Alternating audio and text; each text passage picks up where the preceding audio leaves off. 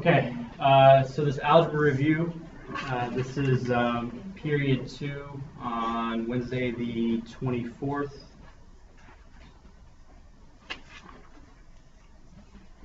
If you have a question on something, it's probably going to benefit at least one person in this class, so I would take advantage of this.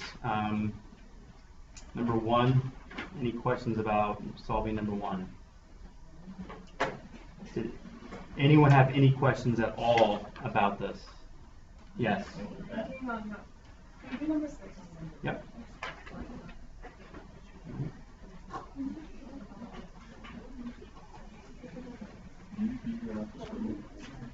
What's that? Today I don't think I am available, but it reminds me of my availability up. That's it, but yeah, so in terms of my availability, I will definitely try to make myself available to you guys, and I'll try to put that remember to put that on the board, yes. Sure, that sounds great. Be sure to try to explain it the best you can. Thank you.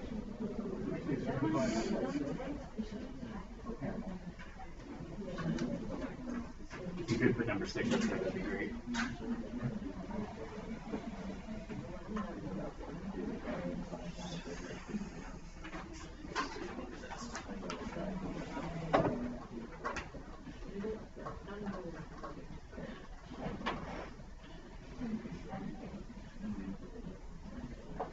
Okay, so this problem is like basic distribution. So what you do is you distribute this number over here and over here. So you distribute it to 10 and 5. So you multiply 2x times 10 equals 20x.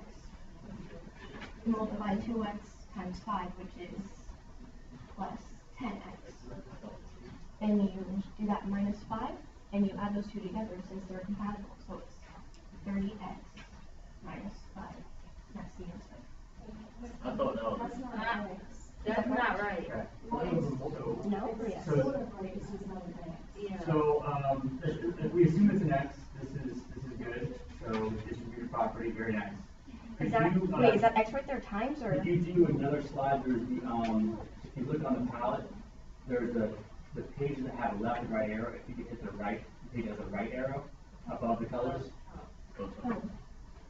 And now, can you do it again? And I want you to assume that that is a multiplication sign. Oh. So that's absolutely correct. That if that were 2x times the sum of 10 and 5, and then minus 5 on the outside, that's good. It's very uncommon to see x used as a multiplication operation at this level. I don't know why they ever teach that in your kids because it becomes a variable. But yeah. So that wasn't an x. That would be an x. So you're correct. Let's go ahead and can we write out the whole expression now? Yeah. Oh, minus 5. Good habit. Otherwise, we're going to leave it behind. No, wait, right. Yes, that's 15. 2 minus 15. Because 15 is 30. So 30 minus 5 is 25. If it was an X, I mean, I thought it was, would we have such a part more, so would be we got this line, so it'd be 5,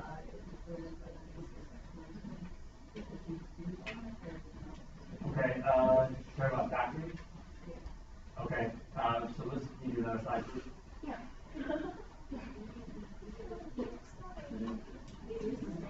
Alright, so can you do number 6? Let's do it again, and when we get to the end, go ahead and factor it. Okay. Wait, number 6, assuming that it's an x or just a multiplication? Let's assume that it's an x. Alright. So let's say it says 2x. Alright, 2x. I'll give you guys credit for whichever way you did it. It is confusing because x is supposed to be a variable. So you guys really should not be talking though while she's trying to demonstrate something. If you have a question, you can raise your hand.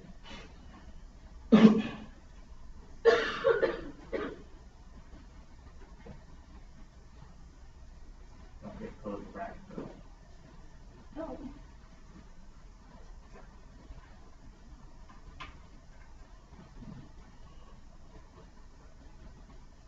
Wait, so I don't think that can be factored because that's not x squared. Well, let's simplify all the way, and then let's see if we can factor it. Okay, so this, okay. when it says simplify, I want you guys to understand that this is it. It would be, if it were an x, it would be 30x minus 5.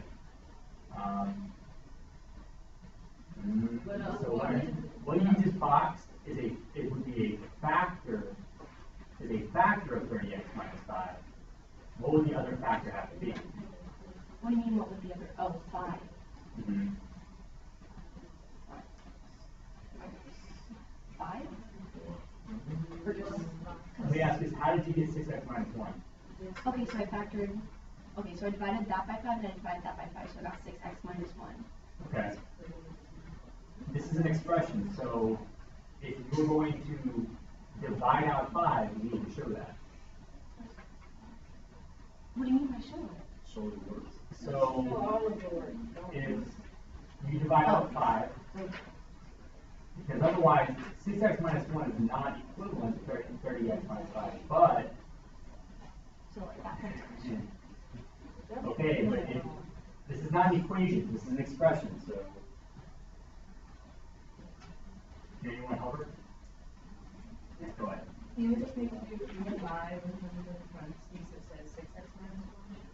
So if you want to factor, you're factoring So out 5 in 5, parentheses, so it'd be okay. 5. Oh. parentheses, 6x minus 5. Let's go ahead and let's make it, I want to be bigger, just so everyone has really clear, the eraser, it's pink and a little bit of blue right underneath it, there you go. So the answer is, if it's an x, it's definitely 30x minus 5, that is the answer. If you assume that it's a multiplication sign, then it would be 25. I will accept either or. Now when I write a test, I'm not going to have it. I'm not going to use I will never use x as a multiplication symbol. Better? Yeah, that is correct because that expression is equivalent to the expression above it. Like if you were to now distribute 5 times 6x, you would get 30x, and 5 times negative 1 would be negative 5. So you guys do not have to factor because the directions say simplify, but if the directions then said simplify and then factor, that is what you would end up with. But it's a multiplication sign, right? They probably intend that to be a multiplication sign. All right, so then But I will accept either or because, again, it is confusing. Thank you.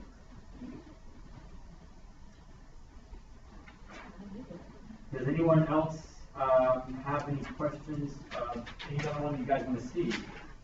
That probably benefit others as well. Oh, yeah, so I can't remember slope at all. Okay, does anyone else like to say something about slope? Does anyone else understand slope and can explain to class? You don't have to, you don't want to. Okay.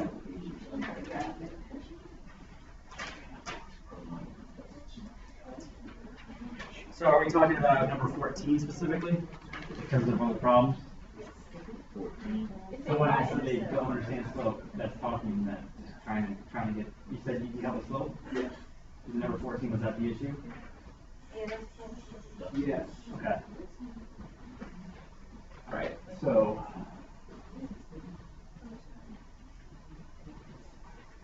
What is the slope and y-intercept of this? It says y equals negative 2x plus 4. What can you guys tell me about this? Anything?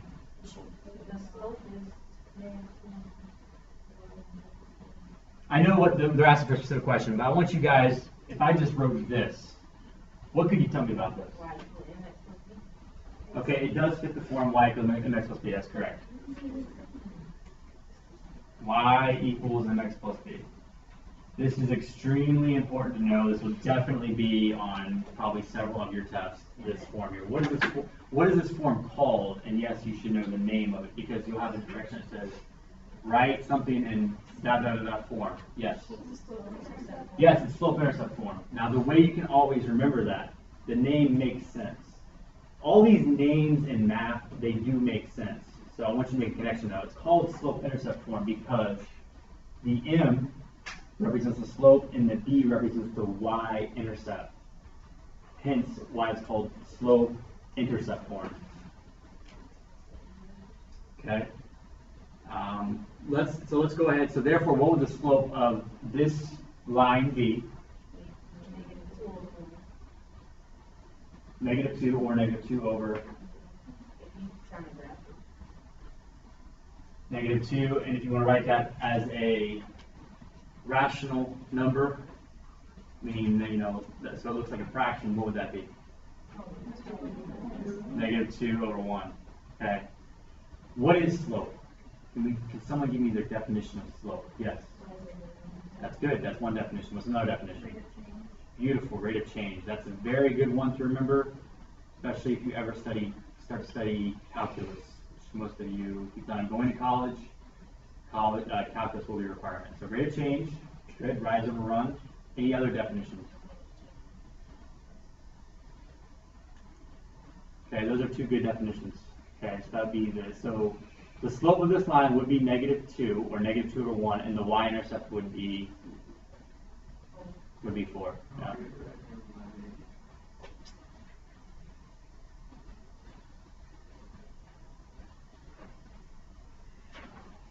Do you guys want to see what this looks like graphically? Yeah? Okay, so we had y equals -2x plus 4. So I think there is graph. Do you guys know where, you ever seen a teacher throw graph paper on the background? Do you remember where they got that from? Is it from one of the tools or tools, insert, shape, connections, view? All right, I'm not going to waste some time doing that. I'll just make it just looks a little nicer. So you guys would definitely try to use a straight edge when you do these. Becomes very important, especially when you start dealing with things that are quadratic, exponential. But these are really great to graph because they're in a format. We all love this form, right? What are the ones that we hate? The other forms, right? Can we have? I mean, let's be honest. Is this everyone's favorite form for a linear equation? Or do you like slope-intercept? Or do you like, point-slope form? Okay. We're going to go into point-slope form, and I'm going to show you that it can be advantageous to use in certain instances, and it's nothing scary. And I'm going to show you the connection with that slope. But for right now, let's just go ahead and graph this guy. This is not the best graph in the world by hand, so it's okay. So it has a y-intercept of 4, 1, 2, 3, 4. Some simple things that I want you guys to have knowledge of. Anytime a line has negative slope, it is going to lean backwards. Okay? This is especially good when you're taking the ACT or the SAT and you have multiple choice.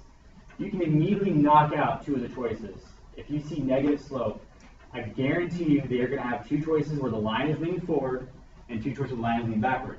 You see negative slope, you can immediately toss out the choices where the line is leaning forward. Okay? So plus 4, now -2. Down 2 to the right 1. Good.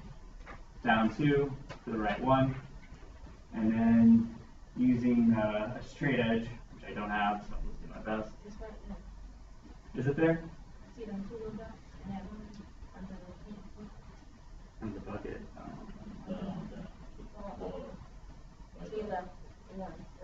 Oh, thank you. Beautiful. So I could just, that would have been much better. Yeah. Thank you. Not a huge deal for right now, but you guys get the idea. Okay. So I'm going to touch on statistics just a little bit. Let's say this was your regression line. Raise your hand if you've studied any statistics at all. Okay. So not pretty much no. If this were your regression line, don't worry about what that means. I want you to understand this. This is definitely true. For every 1 unit increase in your independent variable, we expect the dependent variable to increase by -2. That's the verbiage you're going to hear when you take stats. So I'm just going to throw it out there, so little taste of statistics, because it's definitely relevant, because a lot of you will have to probably study stats, and because we are in advanced topics, we will be touching on probably regression line, basic probability. But I'll try to make it as much as possible. Now, that should make sense what I just said. I just said basically told you the slope of this line, right? For every, and now this part will never change. For every 1 unit increase in your independent variable, which is the x, the dependent variable increases by -2 units, which is another way of saying it decreases by 2 units, right? So say increase by -2, the same thing as saying to decrease by +2, right? Okay, so that is that. Let's definitely go get through this packet before I start getting off on all these little other things that we need to review. But what's another problem you guys want to see from this packet? Yes, raise your hand first. Number 7. All right, so 7 says simplify. We have a line slip on here. So let's back to this guy. And if anyone ever wants to feel like they can explain a problem well, good enough, feel free. It looks great. You get nice participation points. It shows that you're, I guess, employable. You can, all right, so let's write the problem first. -9 times -8 all over -2. Okay. What's that? I sound like Miss Crane? I think I'm not. When you see this, you can pretty much, when we multiply by a even number of negatives, it's automatically positive. So you can ignore the negatives, right? So this is the same basically as to make this more simple. We can do 72 over -2. But I'm going to make it even more simple because I don't have a calculator. I'm just going to make it, I'm going to drop the negatives because -9 times -8 is the same thing as 9 times 8. And I will still keep this -2. Yeah, I could make it 72.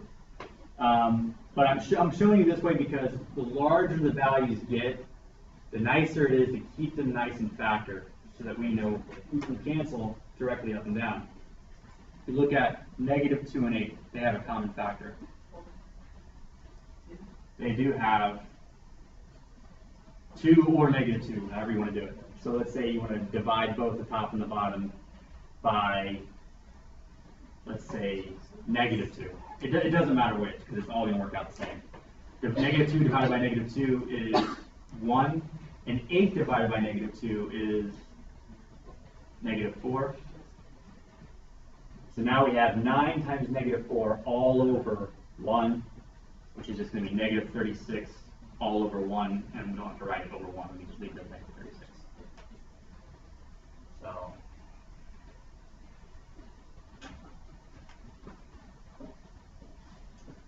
any questions about this problem? Anyone want to see another problem? Yes?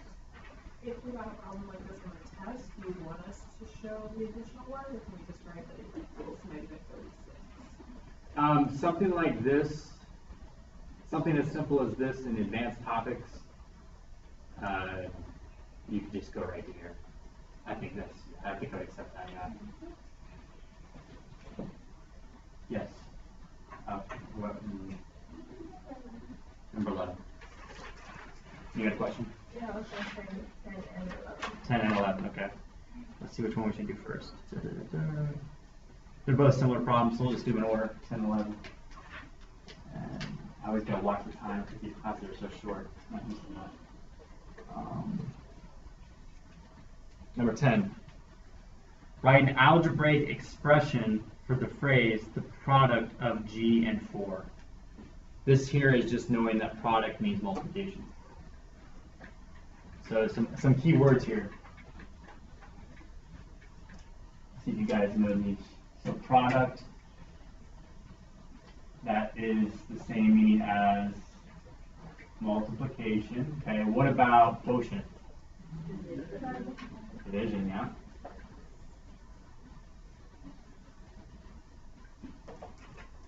What about the word of?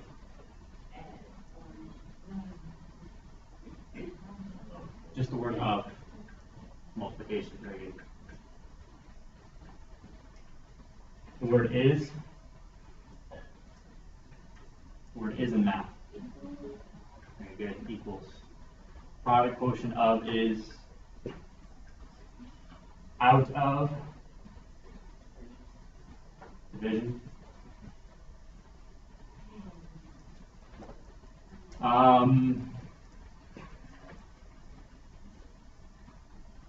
Let's say the phrase less than 2 would look like what?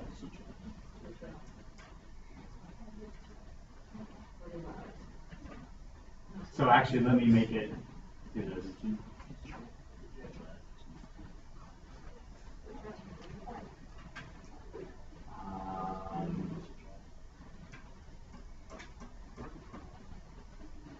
Let's do 5 less than 2. What would that look like?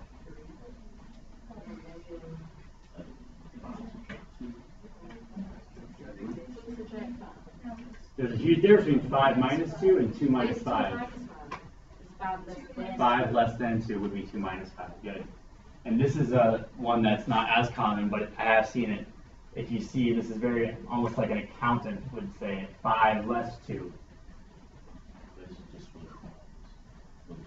5 less 2. 5 less 2. Okay. All right. Number 11. Negative 2 times the quantity Q minus 3. Okay. These you got to be careful because the way you could read them. It says, write an algebraic expression for the phrase negative 2. So times means multiplication. I didn't write that down, but times multiplication. Times the quantity Q minus 3. So it's not just times Q, then minus 3. It's times the quantity Q minus 3. This is a fine detail that will make it a completely different expression if we don't have the parentheses. You guys see the difference if it said, like, negative 2 times Q minus 3 is different than what it says when it reads negative 2 times the quantity Q minus 3. So this would be 11.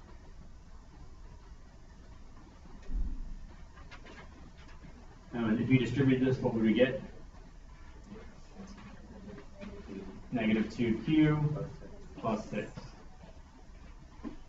All right. Anyone want to see any other problem? 10? Or no, I'm sorry, 12. 12. Okay, so 12. I think we talked about that. The very first one? No? Okay. So 12 we have k squared to the 4th power. In case you forget the rule, like, do I multiply the exponents? Do I add them? When do I do which? If you ever forget, think about what this means to raise something to the 4th power. Doesn't that mean to multiply by itself a total of 4 times? So in case you forget, because probably a lot of you just forgot, do I multiply, do I add? Well, you probably never forget what this means to raise something to the 4th power, and then now you can see, oh, this I definitely know would be what? K to the 8. 2, 4, 6, 8. You add them up. So good question. Any other problem? Yes. Okay. When you multiply same base, like these both of these values have a base of k, you would just add their exponents. But what's going on here is you have some value that contains an exponent raised to another exponent. So something that's a different problem would be, which probably some of you got k to the 6 because you just decided maybe you add them. K to the 6 could come from something like this. This would be k to the 6. 13 is an example of that. 13 is an example of that. Yeah, so 13 would be y to the 8, just adding the exponents. Anyone want to see graphing 15 and 16? Just to make sure they right. What's that? I'll see if they right. Oh, see if they're right? Okay. So 15, both 15 and 16 are convenient because they are both in what format again? Slope-intercept form, which is the one that we all seem to like. If we got some time, I'll go into touch on the other ones, which are not bad. They're actually nice. So 15, we have y equals 3x minus 1. It fits mx plus b, right? So slope is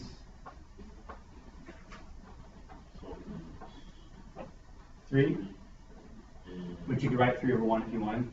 And then the y-intercept is not 1, it's negative 1.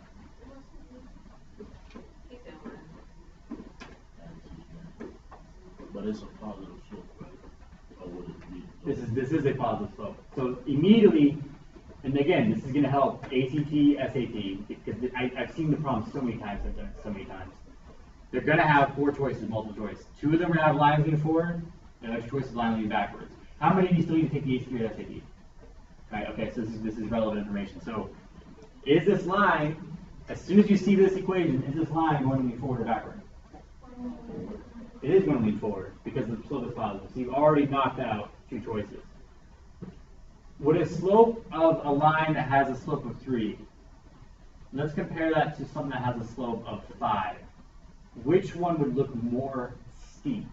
The one that has a slope of 5. Right. So whichever, you're comparing 2 equations, the absolute value, whichever one has a greater absolute value, is going to be more steep. So let me ask you this. If I had a slope of, a line that has a slope of negative 5, which line will be more steep? This one or the one that has a slope of negative 5? More steep? Yeah, which is going to be steeper? 5 was not a choice. One of them has a slope that's negative 5. This one has a slope that's 3. Which one's going to be more steep? Oh, 3.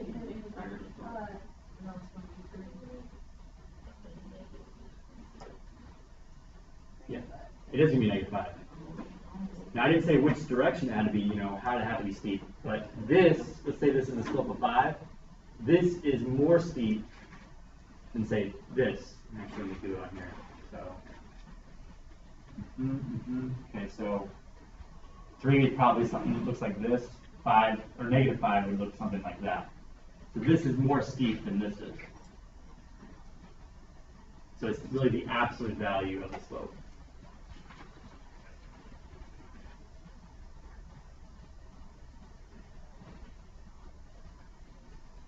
All right, so if you were to graph this, we don't have just like axes I can throw up. No. Okay. Okay, this, go back to here. So negative 1.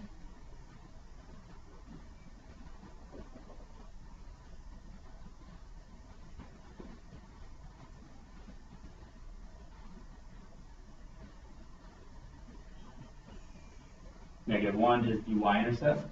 So we go ahead and just plot that point and then simply up 3 over 1. 1, 2, 3 over 1. To get its rise over run, not run over rise. And then taking this guy here, that with this color.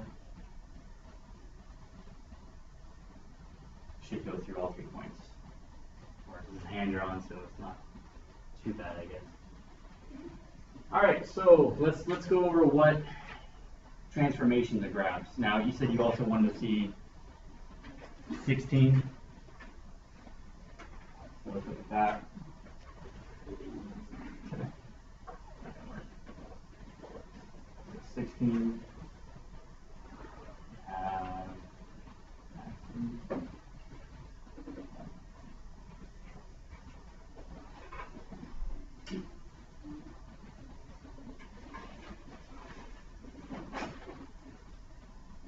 And it says y equals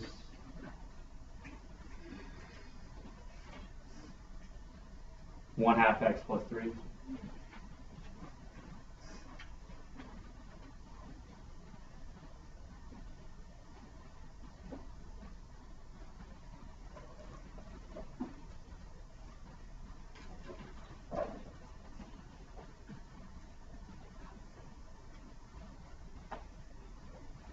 So we're talking about, now here's the great thing, if you run a room, make it easy on yourself, go the other way.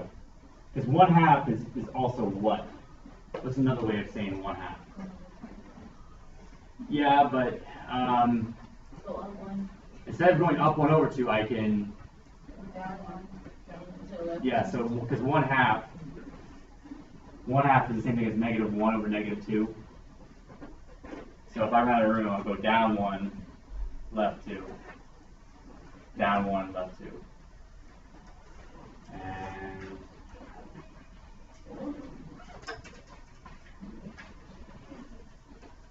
something like that. Going through all three the best you can.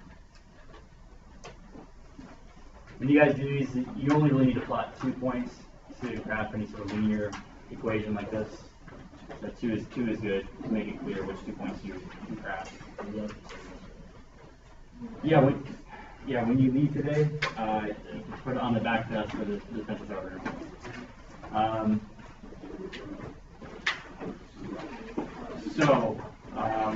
We still got time left, guys. Get out at 9:20. Transformations of graphs. Oh, I told you I'd touch on the other one. Let's see that real quick. What is the formula for slope?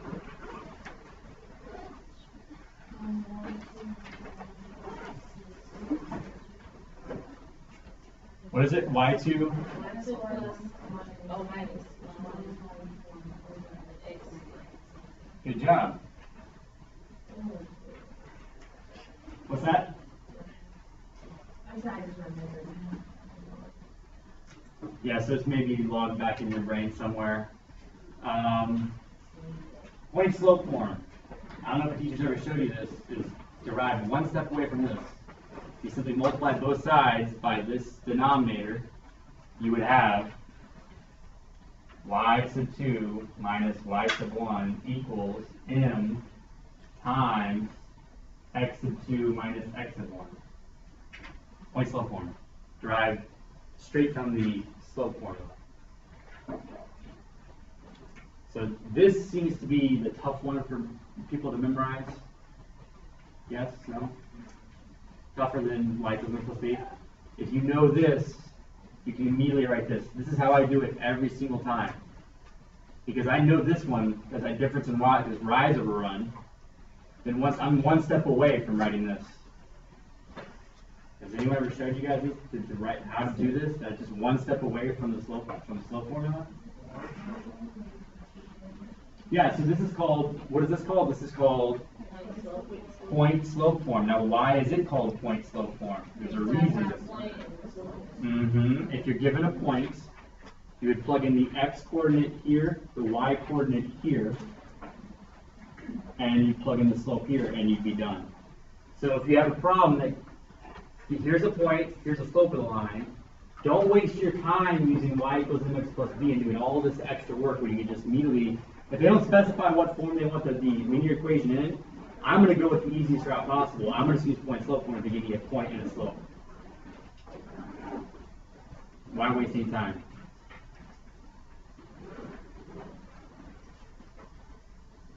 What makes this one more unique than slope intercept is there are an infinite number of ways to write an equation of a line using this form. So y equals mx plus b, when it's written in that form, there's only one way to write it. Right? Because this says you can use any point with a slope, you can write it in point slope form. But y equals mx plus b, that's when m and b are filled in, that's one line. There's no other way to write in that form for that line. But there's literally an infinite number of ways to write this equation. Just, I want you guys to feel comfortable. You can pick any point. Okay. How do you guys feel about this assignment in general? Super easy? Easy? Super easy, way easy. Okay. So we'll start getting into more tough stuff.